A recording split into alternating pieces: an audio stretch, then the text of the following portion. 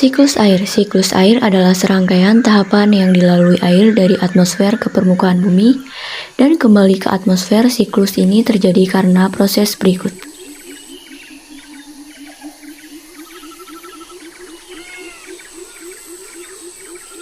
Cycle water. Yang pertama, evaporasi. Evaporasi adalah proses penguapan air oleh panas matahari. Panas yang diterima penyebab molekul dalam air bergerak lebih cepat dan saling berbenturan. Beberapa molekul akhirnya melepaskan diri dari molekul lain dan berubah menjadi uap air. Yang kedua, ada kondensasi. Kondensasi adalah proses perubahan wujud uap air menjadi awan, kemudian menjadi tetesan air yang cair karena pendinginan. Proses kondensasi terjadi di atmosfer ketika suhu lebih dingin dari titik embun uap air. Proses ini menyebabkan terjadi awan. Yang ketiga ada presipitasi. Presipitasi adalah proses ketika uap air terkondensasi jatuh ke permukaan bumi sebagai hujan. Yang keempat ada sublimasi. Sublimasi adalah proses evaporasi yang terjadi pada salju dan es. Yang keempat ada evapotranspirasi. Evapotranspirasi adalah gabungan dari evaporasi dan transpirasi. Evapotranspirasi ditentukan oleh faktor intensitas penyinaran matahari, kecepatan angin, luas daun, temperatur, dan tekanan udara. Yang keenam ada transpirasi. Transpirasi adalah proses penguapan air dari tumbuh-tumbuhan melalui stomata atau mulut daun. Yang ketujuh ada aliran permukaan. Aliran permukaan adalah proses mengalirnya air di permukaan tanah. Yang kedelapan ada adversity. Adversity adalah proses gerakan air secara horizontal melalui atmosfer karena perbedaan tekanan udara. Tanpa adveksi air yang menguap di atas lautan tidak dapat turun sebagai hujan di atas tanah.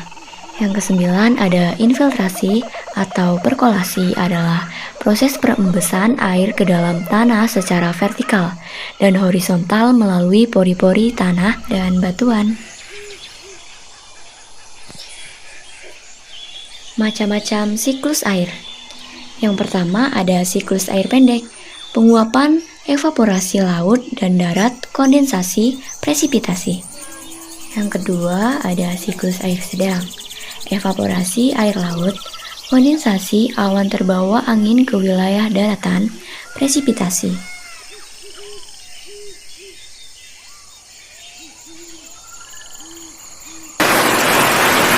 Air tanah. 1. Air tanah dan pemanfaatannya. Air tanah berasal dari air hujan yang meresap ke dalam tanah. Besar kecilnya daya serap air hujan atau infiltrasi ini ditentukan faktor-faktor berikut. Tingkat porositas tanah atau batuan. Porositas tanah adalah ruang volume pori-pori tanah. Kemiringan lereng. Tingkat kelembaban tanah. Tanah kering memiliki kemampuan untuk menyerap air lebih banyak dibandingkan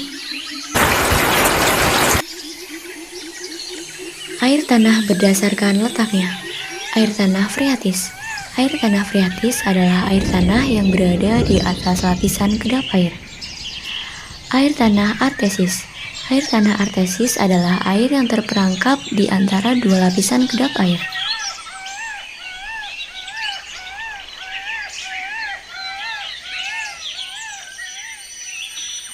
Air tanah juga dapat dibedakan berdasarkan asal airnya, yaitu sebagai berikut. Air tanah meteorik. Air tanah meteorik adalah air tanah yang airnya berasal dari hujan dan glaster. Air tanah tubir.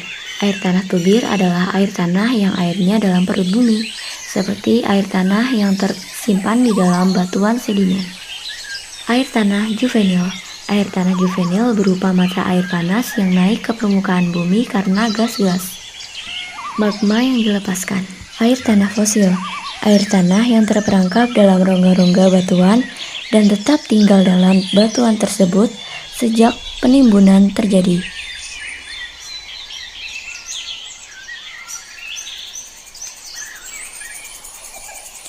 Sungai dan pemanfaatannya. A.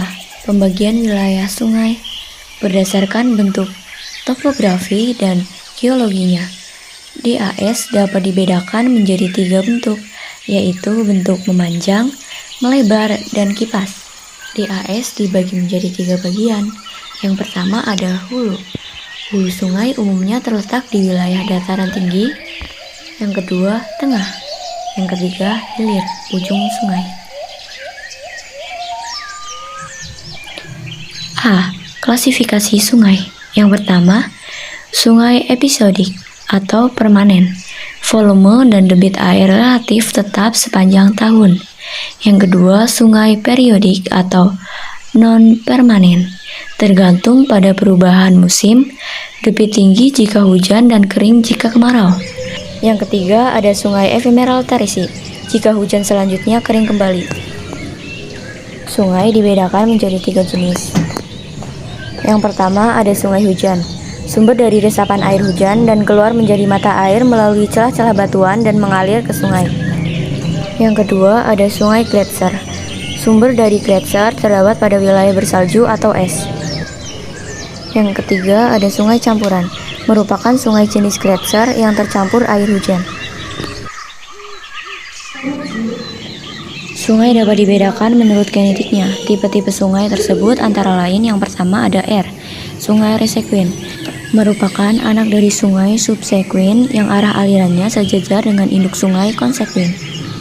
Yang kedua ada K, sungai consequin, merupakan sungai yang alirannya searah dengan lerengnya. Yang ketiga ada S, sungai subsequin, merupakan anak sungai yang arah alirannya tegak lurus terhadap sungai consequin. Yang keempat ada O, sungai obsequin. Sungai ini merupakan anak sungai dari sungai subsequin yang arah alirannya berlawanan dengan induk sungai consequin. Pola aliran sungai. Yang pertama ada pola dendritik. Pola dendritik adalah aliran sungai consequin yang memiliki anak sungai yang menyebar seperti cabang atau akar pohon. Yang kedua ada pola trellis. Pola trellis berada di daerah yang memiliki struktur perlipatan. Yang ketiga ada pola rektangular. Pola rektangular berbentuk persegi. Yang keempat ada pola paralel. Paralel adalah pola aliran sungai yang arah alirannya hampir sejajar dengan sungai induk. Yang kelima ada pola radial sentrifugal. Pola radial sentrifugal adalah daerah aliran sungai yang berasal dari puncak kubah atau bukit terisolasi dan menyebar ke segala arah dari atas. Yang keenam ada pola radial sentripetal.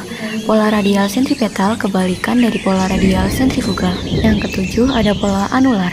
Pola anular memiliki aliran yang menyebar berbentuk radial dari ketinggian tertentu menuju ke arah hilir menjadi satu kembali. Yang kedelapan ada pola pinate.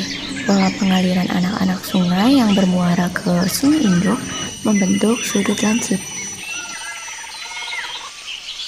Manfaat sungai. Yang pertama ada sungai penampungan dan pengaliran air. Yang kedua ada pembangkitan listrik. Yang ketiga ada pusat dari ekosistem. Yang keempat sumber mata pencaharian. Yang kelima sebagai tempat wisata. Klasifikasi danau. Berdasarkan jenis airnya, danau dapat dibedakan menjadi 2, antara lain danau air asin biasanya ditemukan di daerah semiarid dan arid. Di daerah arid, proses penguapan yang terjadi sangat kuat dan danau bersifat tertutup, sehingga air yang ada tidak terganti. Selanjutnya ada danau air tawar, ditemukan di daerah humid atau basah dengan curah hujan yang tinggi. Berdasarkan pembentukannya, danau dibagi menjadi 7. Yang pertama, danau tektonik terbentuk karena proses tektonik. Yang kedua, ada danau vulkanik terbentuk karena proses vulkanik. Yang ketiga, danau tektovulkanik adalah danau yang terbentuk dari gabungan tektonis dan vulkanis. Yang keempat, danau glasial terjadi karena erosi oleh gletser. Yang kelima, danau karst dolina merupakan danau kecil di daerah batu gamping. Danau terbendung merupakan danau yang terbentuk karena terbendung oleh bahan-bahan seperti runtuhan gunung. Yang ketujuh, danau buatan adalah danau yang sengaja dibuat oleh manusia. Manfaat danau. Yang pertama, persediaan air bersih. Yang kedua, sebagai PLTA. Yang ketiga, sebagai sarana irigasi. Yang keempat, sebagai sarana transpirasi.